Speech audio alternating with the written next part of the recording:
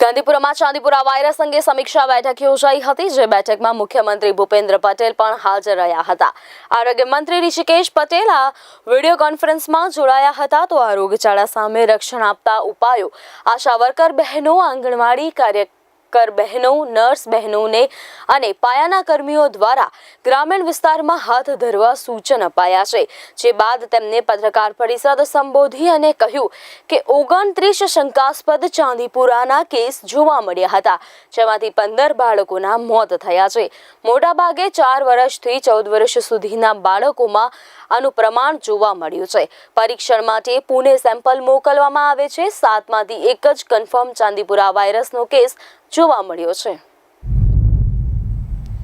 આપણે ત્યાં sub district hospital અને એનાથી ઉપરની તમામ હોસ્પિટલોમાં આ બાબતની આપણે સગવડો કરી રાખી છે અને જરૂરી સૂચનાઓ આપણે આપી છે કે જેઓ CHC PHCમાં બાળકને તાવનો વિષય લઈને બાળક દાખલ થાય તો તરત જ એને રેફરલ ઝડપથી આગળની હોસ્પિટલ એટલે સબ ડિસ્ટ્રિક્ટ, અને અમે તો અહીંયાથી કહ્યું છે કે ભાઈ ડિસ્ટ્રિક્ટ લેવલની હોસ્પિટલ અને મેડિકલ કોલેજની અંદર આ બાળકની સારવાર થાય। દરેક જગ્યાએ સર્વેલન્સ જ્યાં આગળ નથી ત્યાં પણ આપણે કરી રહ્યા છીએ, અને જ્યાં છે ત્યાં પણ આપણે સર્વેલન્સ અને બાકીની બધી જ કામગીરી દવાના છંટકાવથી લઈ અને પાવડર, મેલેથિન પાવડર પણ ભભરાવાની એ આપણે વ્યવસ્થા આખા રાજ્યમાં કરી રહ્યા છીએ।